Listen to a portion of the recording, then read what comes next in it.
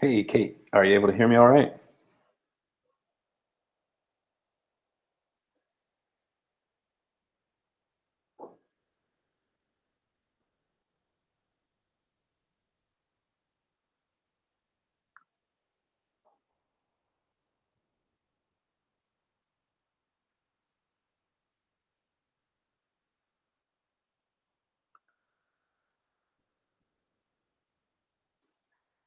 Hey, Kate, are you able to hear me just fine? Not going yet, right? No, 8 minutes. Huh?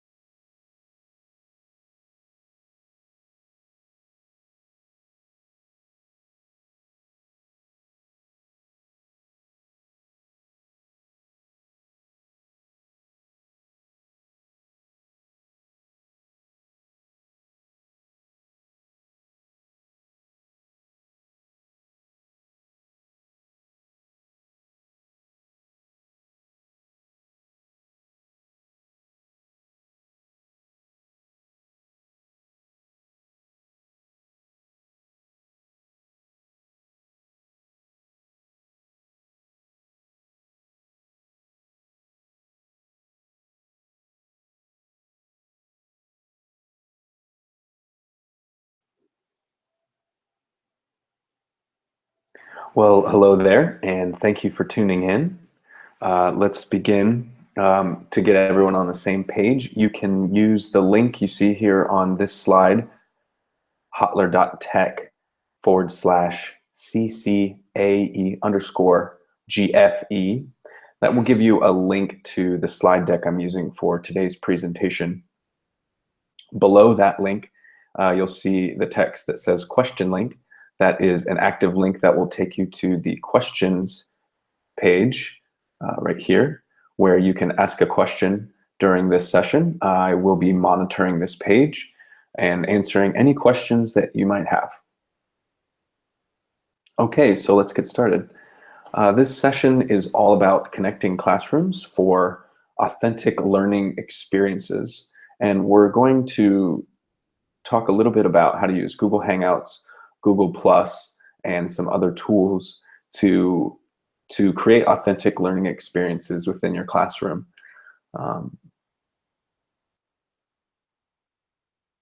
So I was really moved by a quote that I heard that said, "The smartest person in the room is the room itself." And at first, I thought that they meant, well, that just means that because there's a lot of people in the room, the collective knowledge of all those people is really what they're talking about. And as I looked into this further, this comes from a book called Too Big to Know by David Weinberger. And what he's actually referring to isn't the collective knowledge of all of the people in the room, but rather the connections and the networks that connect us all.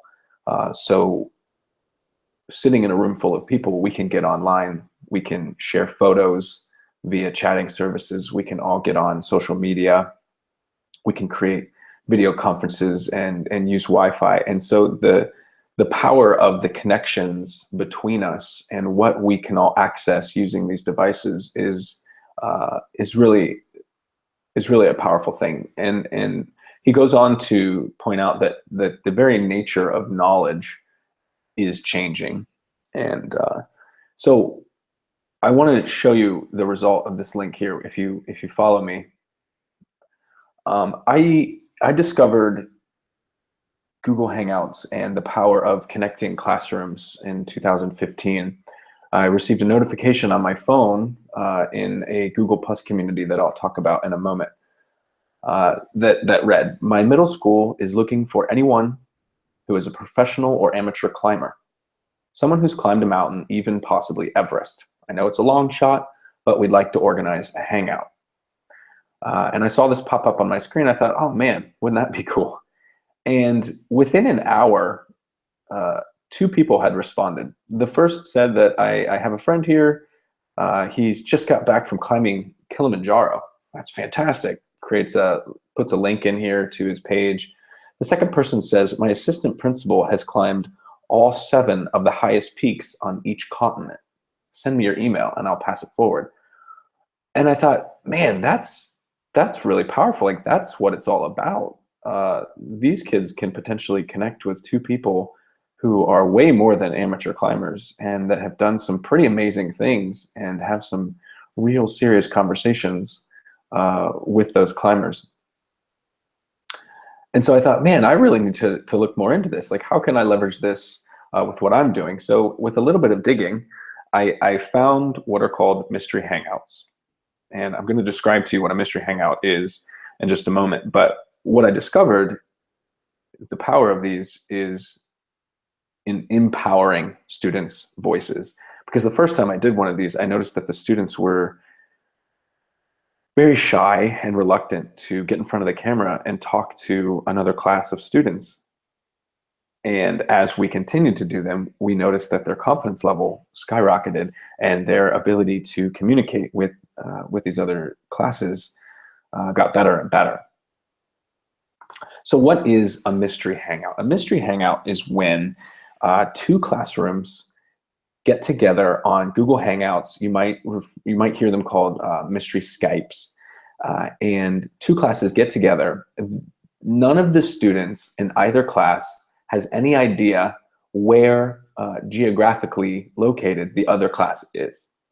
And they ask probing yes or no questions to determine where the other classroom is physically located. Now that seems rather simple, but in reality, when you have a group of fifth graders who are assigned to find where a bunch of random other fifth graders are located, it's a fantastic opportunity for collaboration and critical thinking and some problem solving. And when you see one of these in action, it's just fantastic to see the excitement on the students' faces, to see them meet other students, and then the conversations that can happen after. So I've posted a little timeline here, and I'm not going to go to each one of these links, but I wanted to provide you with these links so that you had them in your pursuit of going after doing a mystery hangout. The first is that you need to find a time. Once you have found a time that works for you and your students, you take that time into social media. I prefer Google Plus, and you post that link in the Google Plus community, and another teacher that might be available at that time sends you a message and says, "Hey, let's link up." From there, it's best to connect your classroom with that teacher ahead of time. Just make sure that everything is set up, and then also to look at to engage your students and talk to them about what's going to actually happen. Make sure that there are some ground rules, and also it's a good idea if you have a larger class to assign some roles to the students.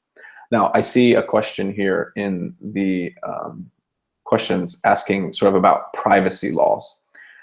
So that's fantastic to point out, and unfortunately I can't speak for every classroom, especially in a large event like this around the world. I live and work in Spain, and there's a big cultural difference from the United States. Folks don't want their kids' pictures up on social media. It's important to note that this is a private conversation between the two classes. So yes, you definitely want to make sure with your administration that this is approved. But this isn't, you're not posting something on social media for everyone to see. This is a private conversation that's happening between two classrooms. So unless the students are exchanging personal information in some way, in some back channel, really it's a one and done situation. And unless you're continuing to have those conversations with that same class, chances are the students aren't going to learn each other's names. There isn't going to be a big privacy issue, in my opinion. But it's always good to take a look at some of the instructions and some of these links. The first link here is to a YouTube video of exactly what one of these looks like. The second link will take you to a Google Plus community that I believe is really the best one for this. This is where I found the link to the request to find a climber. And as you can see from this link, a request to talk to a mountain climber, you don't have to always connect with another class and do a mystery hangout. These are a fantastic way to just have a conversation with an actual expert. Which brings you to this question. Yeah, absolutely. And so that leads right into another question here that was asked that said, hey, what about learning a new language? And that's absolutely fantastic. There are always teachers from high schools looking for classrooms that speak a language that they might be learning. So an opportunity for native, let's just say an example, native Spanish speakers to speak with students learning Spanish, or the other way around. And there's any multiple combinations of that. And I'm going to talk with how you might link up with some native speakers here in just a second. So through my pursuit to learn more about mystery hangouts and creating a connection between classrooms, I also discovered this entire subculture of teachers helping other teachers, because really all of the links that I provided to you there are teacher created. This is a movement that is grassroots. These are teachers that got excited about this and they have taken it to the next level. And so what I found was that Twitter is a fantastic resource for educational Twitter chats. And I'm not going to spend a great deal of time talking about a Twitter chat, but the essence is that a bunch of educators or interested parties get on Twitter at about the same time, and they use one set hashtag, and they have a conversation using that hashtag, which means every tweet that you post, you make sure it has the hashtag. And if you don't know what a hashtag is, you can see it right there. This is a hashtag. All you have to do is search Twitter for the hashtag that that particular chat is using, and you'll see the entire conversation happening live. It's kind of like taking you and all your friends down to the mall where it's real busy and having a conversation out in the public. As long as you're standing near each other, you'll be able to hear what's going on. The link here is a link to a Twitter chat calendar. And if you go to this link, you'll see that there is a Twitter chat pretty much happening every hour around the clock, 24/7, 365 days a year. Educators really love their Twitter chats. The second is Google Plus communities. And I touched on this before with the mountain climber, post for the mountain climber, and then also talking about the Connected Classroom Workshop Google Plus community. But this is really where like-minded individuals can join a community and then monitor posts that come in inside of that community. So it's sort of doing some of the filtering for you. And once you find a community that's meeting your needs, like for example, if you're looking for native Spanish speakers, you simply need to go into that community, make yourself known, and post, just like I said from the timeline before, a time that you're available to chat and see if it works for someone else. When you click on the link that I provided you here, it takes you to a worldwide map of what are called Google Educator groups. Now, these are groups that you can join as an educator, and you can see here that there are several Google Educator groups located in places where you might find some native Spanish speakers, as well as many other languages. Once you join a Google Educator group, you have joined a regional group of educators within your area. So you hop in, and now you're not just talking to educators from around the world, you're talking to educators from a specific region. And the reason that's powerful is because, for example, if you wanted to find a native Spanish speaker, you could probably post something in the Google Educator group in Mexico and find a Spanish speaker. I know for a fact if you post in the Spain group, I have access to some native Spanish speakers here in Madrid that I teach on a daily basis. So Google Educator groups are a fantastic way to sort of find your tribe within the Google Plus communities. And before, here at the end of the presentation, I've also linked to the Google Plus community that I recommended, the Connected Classrooms Workshop, where I think is a great place to start. If you just want to get your toes wet with doing a mystery hangout, it's a fantastic place to start. The last here is my recommendation to folks that have tried a few of these and they want to take their knowledge a little further. And I like to tell the story of my first year teaching. When I first started teaching, I felt like I was on an island. My classroom was actually kind of secluded within the building. I was the only teacher who taught my subject, which was digital arts. And I didn't really feel like I had colleagues that I could share my experiences with. And had I known about Twitter chats, I probably would have found hundreds.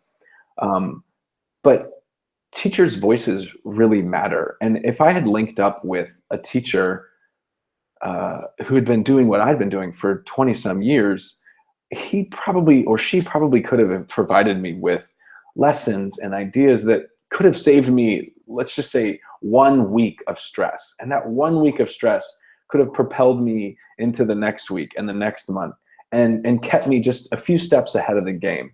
We as teachers know that we are a very important structure within any economy and any society. And the more we can help young teachers succeed at their newly chosen profession, the better our educational system can become. So you as an educator, your voice matters, and you need to get your ideas out there. So this final piece here is me asking you to possibly look for a Google partner. There's a ton of Google partners that provide professional development I suggest you go to a professional development session, maybe within your subject area, whether it's foreign language, or for me it was digital arts, and that's where I found my tribe. But there's so much more out there that you can latch onto. So that link there will take you to find a partner maybe in your region that's offering some professional development that you can either go to or that you can present at, which is an absolutely fantastic idea. Next year, your name should be on the agenda for this conference itself. So the true strength in our classroom lies in the collaboration of learners, not in the knowledge of one expert. And I think that's a fantastic quote to sort of wrap up what we're talking about here. Connecting our students and creating the authentic experiences that lead students to ask bigger questions and to get excited is really, really what it's all about. I only hope that the students that got to talk to or had the opportunity to speak with someone who climbed all of the 7 highest peaks on each continent, I just hope that one of those students decides that they're going to be motivated to go outside this weekend and explore a local park or take a hike with their parents, because ultimately those types of experiences are what leads our students to be critical thinkers and to pursue passions that are greater than just tests and books. I think we need that. So I really appreciate you coming to this session. I wanted to keep it short because I wanted an opportunity to answer any questions that might be coming in. I'm going to switch over there and just make sure that I've hit the big ones. If you want to connect with me, this slide has a way to find me on Twitter as well as Google+. And I'm going to hop back over to the first slide. If you came in late and you want a copy of this slide deck, the link is here, hotler.tech/CCFAE_GFE. And that'll give you a link to this slide deck, and that will allow you to access all of the links there that I am using in today's session. So let me hop over to the questions and answer. We have about 10 minutes. I want to make sure that I am able to find the questions. Yeah, and oh my gosh, this is fantastic to see folks from all over the place. Yes, Holly, there is a GEG there are 2 GEGs in Spain, one in the northern area. There's a pending in Portugal, and there's one, it looks on the map, not located in the Madrid area, but it is located to Spain. Spain is a big, small country. You can get around pretty easily. Mystery Hangouts, so Knives, I hope I pronounced that right. Mystery Hangouts are absolutely a fantastic way to engage your students with another class. I've put some links in this slide deck, and I saw another question there that said, hey, what are some of the procedures here? Where it says the last step there, engage your students, explain the event to students before and prepare them with roles and the process. If you click on this link, it actually takes you to a teacher who's been doing these for a very long time. She posted a slide share with every little step that you would need to get one of these things rolling in your classroom. So instead of reinventing the wheel, I'm just providing you with what this teacher posted.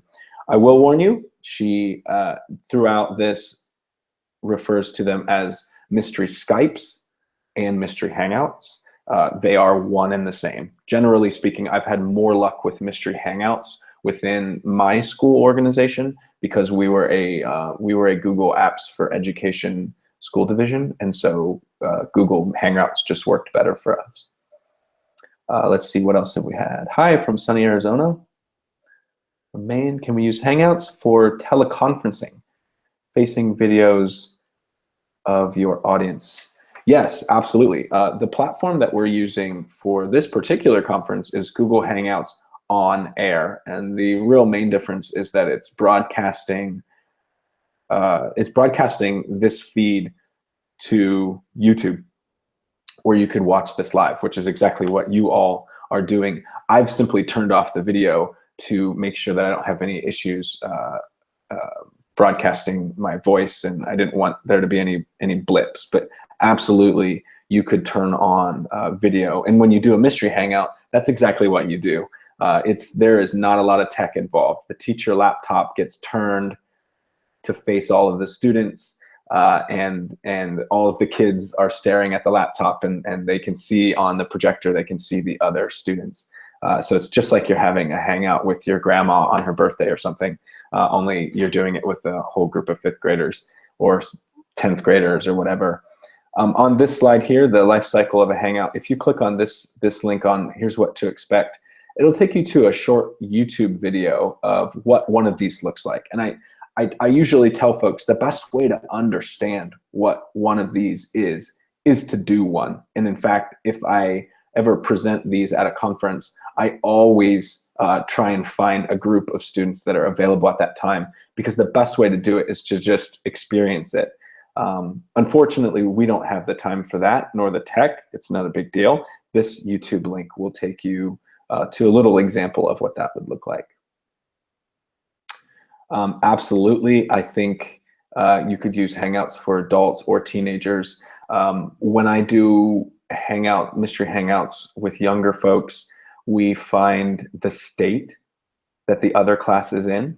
If you were using this with teenagers or adults, you could drill down to the city or the school division or the actual GPS coordinates of where the school is. You could also establish other rules. So if you were using this with language learners, they could only speak in their non-native tongue. So if you had teenagers in a Spanish class in, say, New Jersey connecting with teenagers in an English class in Madrid, Spain, maybe both classes have to use their non-native language to help learn.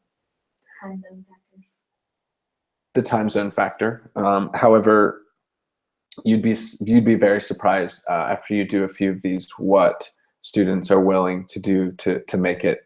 And one of the other really fantastic things is it's Hangouts. So the students don't necessarily have to all be in the same place to join in on one of these. That would be a little more complicated, and I suggest you keep it simple at first, but it can definitely get better. I have someone, Knives, you're asking a link for stuff. If you go, you just need this particular link, and the resources that you would see in the agenda page for the Google Education on Air, it also has a link to this slide deck. But once you have a link to this slide deck, all of the links that I have talked with and used today are available within this slide deck. Oh, thank you for tuning in from Nigeria. Amazing learning everything. Yeah, absolutely. There are so many soft skills that get taught when you put students in a video call. The job that I currently do, I got the interview for this job was done through a Skype video chat. And had I not done chats prior to that, it's a skill that you need to learn. I think it's a fantastic skill to build into your 21st century learning environment. Yeah, privacy law is a thing, and that's something that you need to check into. I spoke on that a minute before. The shyness factor, we had some students that were very shy the first time we tried one of these, and as we did more and more, the students that were very afraid to get up in front of the class started to become the ones that wanted to be the question asker every single time. And we saw it reflected outside of the Google Hangouts section part of class. We saw it happening throughout their general behavior during the school day. They just had more confidence. Not the only way you can teach confidence, obviously, but some students, they just latch onto those things. Okay, I think I've got all of the questions. Like I said, if you'd like to connect with me further, if you have any other questions, these links here, you can find me on Twitter at @dhotler. There's my Google Plus tag is plus David Hotler. There's a link there to this slide deck, and then the last link is obviously this is great. Absolutely. You can most certainly share this with anyone else. Anne-Marie from Connecticut, please go ahead and share the slide deck with as many teachers as you'd like. Absolutely. The final slides here, past the thank you slide, talk a little bit about some of the certifications that Google offers. I highly recommend any teachers that are getting started with Google to take one of these. The Google Certified Educator program is absolutely fantastic. You don't have to pay this $10. If you pay the $10, that's just what you would use to take the test. But all of the training that they have provided to prepare you for these 2 certification tests is absolutely free, and it's completely browsable. You can start in the middle and work your way to the ends. You can skip stuff that you already know. It's an absolutely fantastic resource. Anyone thinking about training others to use Google, or if this is a part of your job function, I highly recommend you look into becoming a Google certified trainer. It puts your name into a directory that others can search. It's an absolutely fantastic program. And then finally, the Certified Innovator program. I can honestly say without a doubt that the Google Certified Innovator program has changed the course and outcome of my life.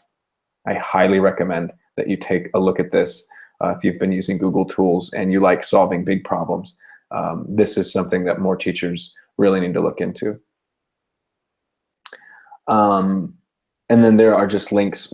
I'm out of time here, so I'm going to stop talking, but you have access to all of these links. Let me just go back to the beginning slide so that you have that link again right in front of you. So thank you so much for stopping in. Make sure you use this link here to get the slide deck so that you have all the links, and please enjoy the rest of your Education on Air conference hosted by Google for Education. All right, take care. Thank you.